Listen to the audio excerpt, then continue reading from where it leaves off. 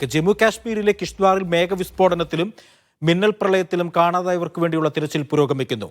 മുഖ്യമന്ത്രി ഒമർ അബ്ദുള്ള ഇന്ന് അപകടം നടന്ന മേഖല സന്ദർശിക്കും.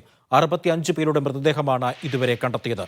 അതേസമയം മഴ തുടരുന്നതിനാൽ രക്ഷാപ്രവർത്തനങ്ങൾക്ക് വെല്ലുവിളിയാണ്.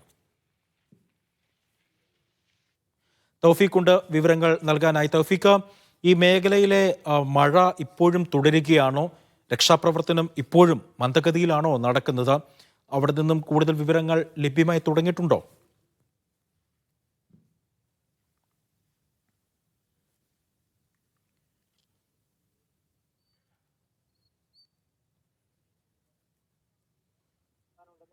ഒമർ അബ്ദുള്ള തന്നെ പറയുകയും ചെയ്യുന്നുണ്ട്. 200-ലധികം ആളുകളെ ഇപ്പോഴും കാണാനില്ല എന്നാണ് സർക്കാരിന്റെ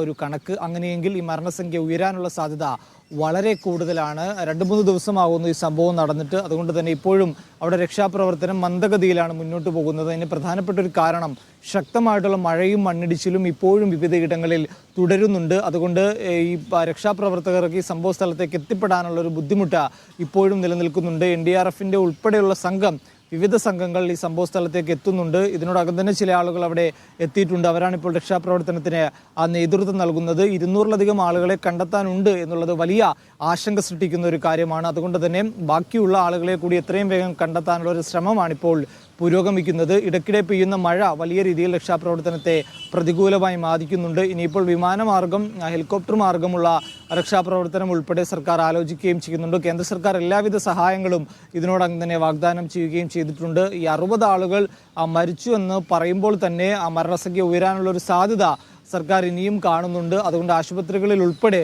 സംവിധാനങ്ങൾ ഇപ്പോൾ ഒരുക്കുകയും ചെയ്തിട്ടുണ്ട്. എത്രയും വേഗം കൂടുതൽ രക്ഷാപ്രവർത്തകരെ ഈ സംഭവ സ്ഥലത്തേക്ക് എത്തിച്ചുകൊണ്ട് കൂടുതൽ ആളുകളെ കണ്ടെത്താനുള്ള ശ്രമമാണ് ഇപ്പോൾ തുടരുന്നത്.